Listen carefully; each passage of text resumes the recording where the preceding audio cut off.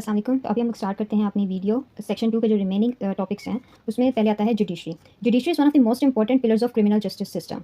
Judiciary criminal justice system का सबसे important pillar है because it ensures dispensation of justice, क्योंकि यही वो पिलर है जो कि इंसाफ की फराहमी को लोगों तक इस बात को यकीनी बनाता है।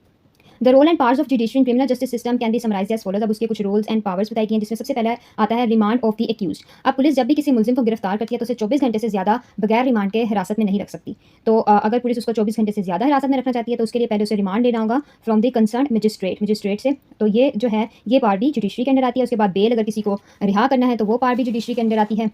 उसके बाद आता है trial. The part two conduct criminal trial is one of the most important process in criminal justice. अब ट्रायल के बाद ही ये बात साबित होती है कि वो मुलजिम जो है उसने जुर्म किया है या नहीं। तो ट्रायल जो है ये भी बहुत इंपॉर्टेंट प्रोसेस है और ट्रायल की जो पार्ट है वो भी जुडिशरी के अंदर आती है। उसके बाद आता है अवॉर्ड ऑफ प्रोबेशन। प्रोबेशन जो है इसको अभी हम नेक्स्ट पढ़ेंगे। इसमें क्या होता है कि मुजरिम जो है उसको कैद की बजाय जो है वो रिहा कर दिया जाता है। वो किन वजूहात किया जाता है और ये क्यों होता है ये अभी हम आगे पढ़ेंगे। उसके बाद आता है judiciary of Pakistan. Now, judiciary of Pakistan, it is divided into superior judiciary and subordinate judiciary. Superior judiciary में आता है supreme court, federal Shariat court और हाई कोर्ट, जबकि सबऑर्डिनेट जुडिशरी जो कि इनके मातहत हैं उनमें आते हैं civil courts, criminal courts and specialized courts. Criminal courts में फर्दर जो हैं वो क्रिमिनल कोर्ट्स हैं वो 3 हैं। एक हाई कोर्ट है, एक सेशन कोर्ट है और एक है कोर्ट ऑफ मजिस्ट्रेट। तो सबसे पहले हम लोग पढ़ लेते हैं सुप्रीम कोर्ट। ये बुक से और बाकी जगहों से जो भी है उसका क्रक्स मैंने निकाला हुआ है, तो यहीं से हम पढ़ लेते हैं। सबसे पहले आता है supreme court. Supreme court acts as the final guardian of the constitution. Supreme court जो है ये फाइनल गार्डियन है कॉन्स्टिट्यूशन की। इसमें जो भी अमेंडमेंट्स या जो भी कुछ करना होता है वो सुप्रीम कोर्ट की इजाजत के बाद ही होता है। उसके बाद है also the final court of appeal in matters arising out of cases decided by the high court. High court में जो भी फैसला किया जाता है उसको चैलेंज जो है वो सुप्रीम कोर्ट फाइनल कोर्ट में किया जाता है। उसके बाद आता है the permanent seat of the supreme court is in Islamabad. जो सुप्रीम कोर्ट जो एक परमानेंट सुप्रीम कोर्ट है, परमानेंट सीट है वो इस्लामाबाद में है, जबकि इसकी कुछ ब्रांचेज हैं जो कि 4 सूबों के कैपिटल्स में हैं।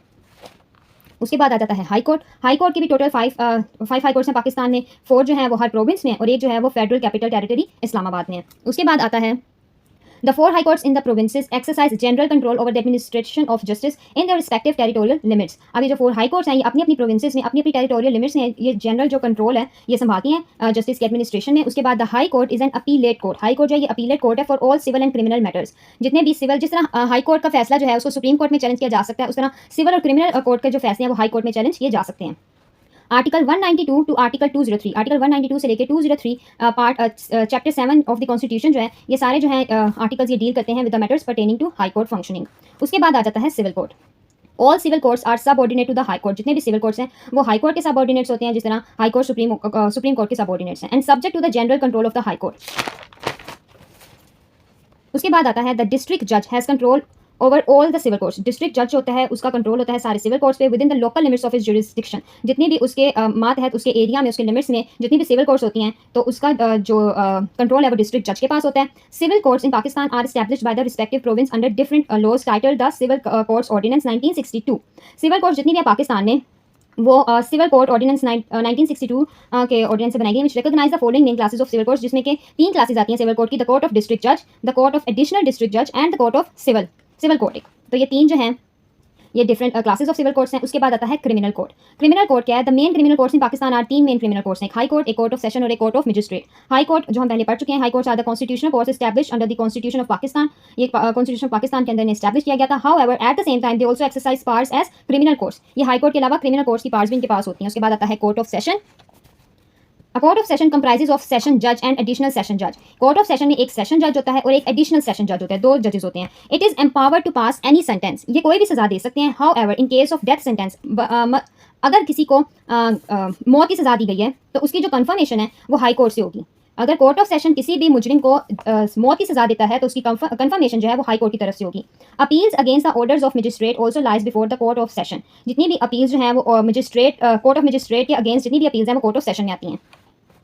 उसके बाद आता है कोर्ट ऑफ मजिस्ट्रेट। ये लोएस्ट क्रिमिनल कोर्ट है in Pakistan. A magistrate of first class, जो फर्स्ट क्लास का मजिस्ट्रेट है वो किसी भी मुजरिम को 3 साल तक सजा दे सकता है और 45,000 रुपये तक जुर्माना। इससे ज़्यादा ना सजा दी जा सकती है और ना ही जुर्माना कोर्ट ऑफ मजिस्ट्रेट की तरफ से। मजिस्ट्रेट जो है उनकी 3 मेन कैटेगरीज हैं, first class magistrate, magistrate of second class and magistrate of third class. जितने भी मजिस्ट्रेट्स हैं दे आर सबऑर्डिनेट, वो मातहत होते हैं सेशन जज ऑफ देयर रिस्पेक्टिव डिवीजन। अपनी जो डिवीजन है, अपने जो जिला है उसके सेशन जज के अंडर उनके मातहत होते हैं। उसके बाद आता है special courts. Special courts, several special courts and tribunals have also been established through different laws to deal with specified matters. कुछ स्पेसिफाइड, कुछ खास जो है वो मैटर्स होते हैं जिनके लिए स्पेशल कोर्ट्स भी बनाई जाती हैं, जैसे कि कोई इनकम टैक्स का केस आ गया, labour courts, family courts, rent tribunals, anti terrorism courts and board of revenues, इनके लिए स्पेशल कोर्ट्स हैं।